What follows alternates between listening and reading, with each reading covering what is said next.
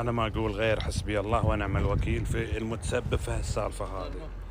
المهندس اللي يلطخ وما عنده، ترى بقول لك شغلة يا مهندس، أنت مهندس وماخذها شهادة، لكن والله العظيم بقول لك شغلة، صاحب البيت ما يبني إلا عاصر نفسه عصار من قروض، من جمعيات، من تحويشة العمر. يعني هذا اللي يطلع به الشخص عشان يبني البيت، تقوم أنت ترتكب هالجريمة كله بس عشان انك مهندس وعندك شهادة.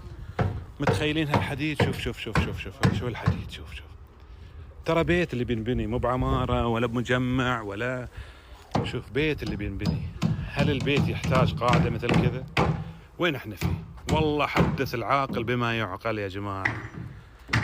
خلوني انا مو مهندس، لكن انا اتحدى المهندسين، ابيه بس واحد يطلع لي يجلس مع ابوي ولا مع عمي ونشوف من اللي يسكت الثاني ومن اللي يطلع بشغله تفيد الناس. هم كذا والله جريمة. أنا ما أقدر أقول غير حسبي الله ونعم الوكيل. المشكلة المكتب الهندسي معروف واسمه نار على علم، وهذا النتيجة.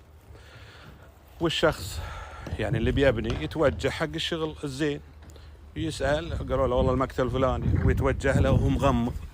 وآخر شيء كم اللي بيندفن تحت الأرض هنا كله من حديد من خرسانة. متخيلين أن المبلغ كله مع دفعة المقاول يمكن يتجاوز 150,000 أو أكثر تحت؟ يعني هذا حديد حق قواعد. متخيلين أنت؟ والله أنا أقول حسبي الله ونعم الوكيل، هذا اللي أقدر أقوله. مكاتب وشهادات وهذا النتيجة. يعني خلوا هذه القواعد، أرجع أصور هذه الجريمة الأكبر.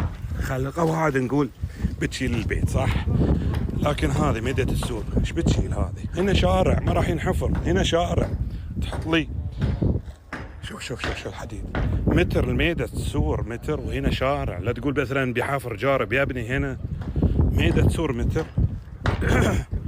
وين احنا فيه؟ شو اللي بينبني هنا السور؟ شنو سور الصين العظيم ولا شنو اللي بينبني هنا؟ والله العظيم شيء يقهر. انا مو براعي البيت بس والله العظيم شيء يعور القلب. سور، هذا شارع، شفتوا البيوت هنا، هذا البيت هذا شارع هنا، يحتاج السور ابني اسوي له ميدة متر واصياخ 30 صيخ. وين احنا فيه؟ ارحمونا يا مهندسين، تكفون والله ما عند امكم سالفه. اللي سوى هالشغل هذا حسبي الله ونعم الوكيل فيه. الله لا يوفق، انا اقول عن نفسي الله لا يوفق.